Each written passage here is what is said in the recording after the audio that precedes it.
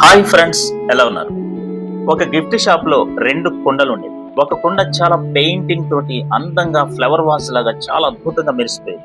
వచ్చిన కస్టమర్స్ లేకపోతే owner clients అందరూ కూడా ఈ కుండ ఏంటి ఇంత అందంగా ఉంది, అసలు దీన్ని చూస్తుంటే చాలా హ్యాపీగా ఉంది అని చెప్పి అనేవాళ్ళు. అప్పుడు వీళ్ళందరూ వెళ్ళిపోయిన తర్వాత ఆ మూలనున్నటువంటి నీళ్ళ కుండ దీన్ని చూసింది. అప్పుడు ఇది అంది, చూసావు నేను ఎంత అట్రాక్షన్ గా ఉన్నాను, నేను ఎంత అందంగా ఉన్నాను, నువ్వు చూడు ఎప్పుడు ఆ మూలన పడి చేస్తూ ఉంటావు అని చెప్పాను. కొన్ని రోజులు పోయేటప్పటికి వేసవ కాలం వచ్చింది. మొత్తం అందరూ అరే ఆ కుండలో నీళ్లు బాగుంటాయి అని చెప్పి ఈ అట్రాక్షన్ గా ఉన్న కుండను చూడకుండా మొత్తం అందరూ ఆ కుండ దగ్గరికి వెళ్ళి వాటర్ తాగి, బా నా ప్రాణం తెప్పరిల్లిందిరా, నా ప్రాణం నిలబడిందిరా అని అన్నాడు. అప్పుడు ఆ కుండ ఏముందో తెలుసా, ఈ అట్రాక్షన్ గా ఉన్న కుండతోటి అర్థమైందని విలువేంటో ఇప్పుడు. నువ్వు ఇంత అట్రాక్షన్ గా ఉన్నావు, ఇంత అందంగా ఉన్నావు, నిన్నందరూ మెరిసిపోతున్నారని మెచ్చుకున్నావు, కానీ అవసరానికి మాత్రం నేను ఉపయోగపడ్డాను. కాబట్టి అవసరాలు తీర్చడం చాలా ఇంపార్టెంట్. కాబట్టి నువ్వు నేను ఒకటే, బట్ నీ పని వేరు, నా పని వేరు. కాబట్టి అనవసరంగా పోల్చుకొని గర్వపడద్దు అని చెప్పి.